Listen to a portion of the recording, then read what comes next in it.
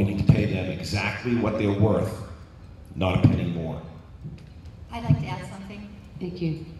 You know, the government workers, they were insulated from the economic downturn. When we had the ARA money, you remember that free money that they're getting, or they got that we're all paying back? Governments used that to keep their employees working, so they were insulated. And there's also different things.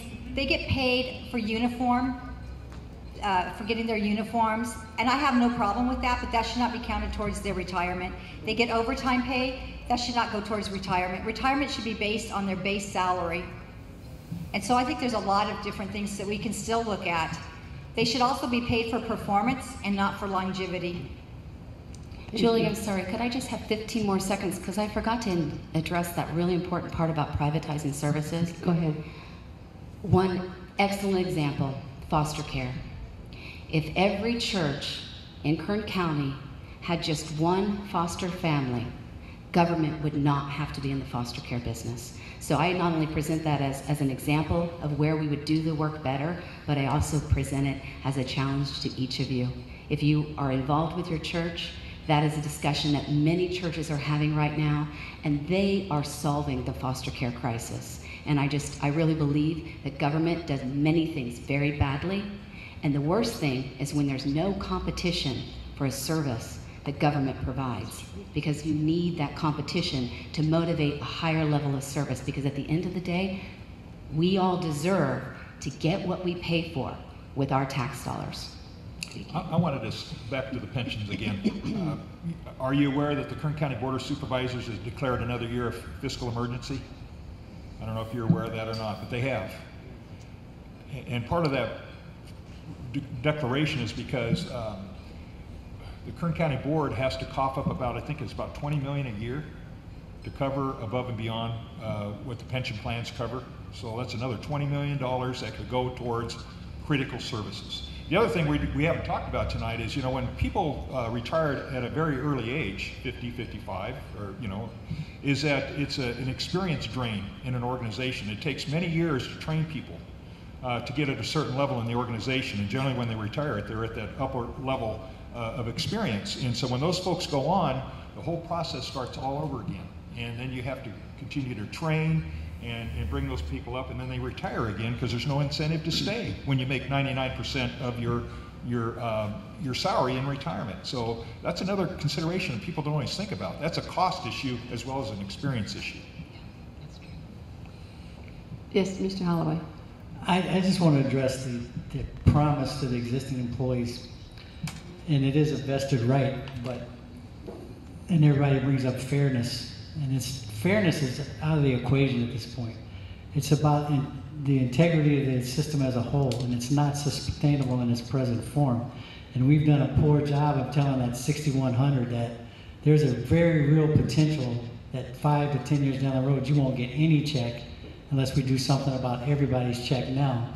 There is case law in Maryland now where they've disputed that vested right, and it's being fought and appealed like crazy, because once somebody wins on that appeal, that if the integrity of the system is challenged, that's what they're challenging the vested right on, then you can go back and amend the current promises that, in Roy's terms, were vested. But we've got to do some kind of job of educating. People are reasonable. And what hurts me the most about this is public employees are getting branded as bad people. And that shouldn't be the case, and that's not what we're saying here. We have to protect the integrity of the system. And when they made these promises, I was a first-year council member in the city of Ridgecrest. And the county is an Act 37 county, which is a similar program to the PERS system, which is a public employment retirement system in California. But they were doing so well in investments, and the money was piling up so much in Sacramento in the PERS system, that they told the city of Ridgecrest, you had to contribute, where Kern County contributed $200 million this year, and you probably go back, I don't know if that was when you were in office, or you guys were probably in the same boat. We were super funded. They told us, you do not have to contribute anything on behalf of the city of Ridgecrest employees because we're making so much on our investments. So it's not like a bunch of people made ludicrous promises. In 1999, when they did this, they projected in 2008 that the state of California would contribute $400 million a year to the pension system. that particular year, 2008, I think they contributed 2.3 billion. So somebody guessed wrong in 1990 when all this came about. But you've got to let people understand, we're talking about the integrity of the system, and fairness is off the table when you're talking about that. This is survival.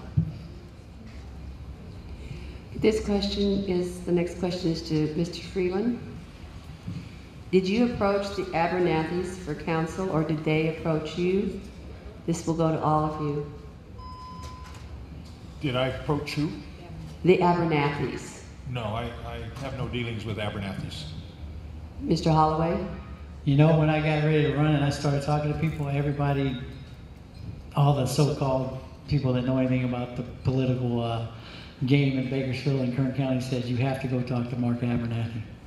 So I made 3 attempts to try to communicate with Mark Abernathy, but Mr. Abernathy never was interested in communicating with me. And I met Mr. Abernathy for the first time at a State of the County dinner this year, so it's the first time I met him in 14 years, so no. But I was willing to talk to Mr. Abernathy. I will, you know, I'm a Christian man, I have to be honest, and I was willing to talk to him. I don't know if I would ever consider him. But if you get into this game in Kern County, you're told, as elected, and I've been in office 14 years, your first job is to go talk to Mark Abernathy if you want to get elected. And I think there's something fundamentally wrong with that. Thank you. Mr. Ashburn? Are you kidding? They're working every day to defeat me. Okay. Ms. Escudero? But not in the beginning. The Abernathys, I think it's really important for all of us to acknowledge that this game has players. And whether it's Mark and Kathy, because I actually have invited Kathy Abernathy to speak at California Women Lead, and when I put on a Public Policy Institute for the women at Bakersfield Junior League, because it is important to know how things work in this county. And whether it's Stan Harper that's leading your campaign, or whether it's Mark and Kathy Abernathy, or whether you've taken money from the unions, those guys aren't here tonight, this is a game for some people. And that is why I'm running, because it's not a game for me. This government belongs to us, and individuals need to take it back. Individuals need to write checks. People need to take a stand and just accept the money from the people they want to work with, whether it's Democrats or Republicans. We have to come together and take our government back. So have I had conversations with Mark and Kathy? No, not about running for office. And in fact, when I told Shannon Grove, Shannon, I'm going to run for office because I thought she's pretty awesome, and you know, I supported her, and I think she's really neat. She looked at me and she said, well, I can't support you. I have a candidate in the race. And I was like very disappointed, because all I really wanted was, good luck, Heidi, because everybody else in the room, they lit up and they said, we are so glad you're running, good luck, because that's what it's supposed to be about. It's supposed to be about running clean campaigns based on the issues, and the only person I tend to take shots at is the guy on the end, because I really don't think we need career politicians. Thank you. Mr. Gleason? Yes. When Robin and I first decided that we were going to run for office, the first one we came out of our prayers, the first question we asked was, who is the best in the business? A myriad of people told us Mark Abernathy. Never heard of the guy before. Rob and I went down and met with Mr. Abernathy, and we talked for 2 days. And we came out of that 2 days with an understanding of 2 things. First, that our rights come from God. And secondly, that wealth can only be created through private enterprise. Government cannot create wealth. After that discussion, we agreed to hire Mr. Abernathy. He is now my my campaign manager. And he manages my campaign. He's going to help me win. And at the end of that campaign, I'm going to shake his hand, thank him, and respect him for his conservative values, and move on with my life. He has not donated a nickel to my campaign. I have earned all my money all by myself with his help through donations through my savings account or through fundraisers that I've had. And if anybody here wants to donate to Mick Gleason for county supervisor, I can use the money. Thank you very much. Thank you. Ms. Hess? Well, I was told that you need to kiss the ring, and I did call once. I never called back, and I've never spoke to them. Mine's grassroots, all volunteers. Okay. And I think, Mr. Freeland, we did go to you, did we not, on that question? As I mentioned, I have no dealings with Okay. the Abernathy, haven't had any dealings. And I'd like to say I haven't encouraged any union support or any political machine support, because people that endorse me are individual voters and my family. And I just want us to get back to basics, where it's where the competition is fair, and where we put people first, and based on our values and what the constituents want from us. So I'm proud to say that, and again, I'm glad that we're doing it ourselves, just as individuals, and my wife, and we're not paying anybody to help us, and we've been very successful, because I think people are tired of this political process that we've got our country into, and our state, and in our county in a lot of ways. We've got to get back to basics and serve the people to the best of our ability that way. Thank you. Okay, before we dismiss for our break, we're going to introduce one of our Tea Party people here, Mr. Richard Holcraft.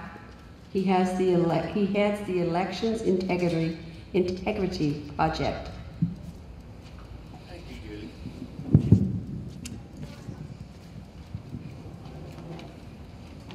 Okay, this is a great part of America right here we've been going through.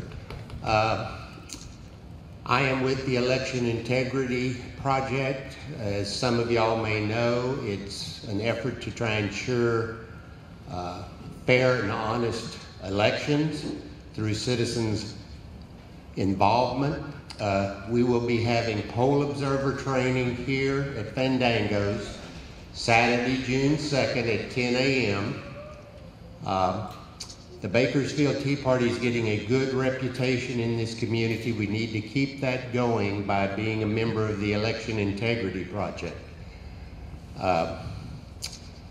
We're focusing obviously on June 5th election, but we'll also be working the November elections. If you can work either one, we would be glad to have you. What will a poll observer do? Observe the poll, look for voting irregularities, look at the opening and closing procedures, report any irregularities, document those. Your reporting will be to the Election Integrity Headquarters here in Kern County, which we will try and pursue those irregularities, including using an attorney we will have at our disposal.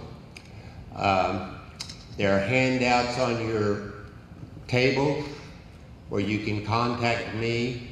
We need, as citizens, to be involved in this. There is an application process you'll have to go through. Right now we need some team leaders. I really ask you to step up for those team leader positions. If someone is knowledgeable of a precinct that has some problems in it, please let me know at the break, because we want to focus on those kind of places. Get in contact with me too at the break if you want to volunteer. Tea Party bumper stickers back in the back. Please take those, put them on your car. We need to promote the Tea Party. Thank you very much.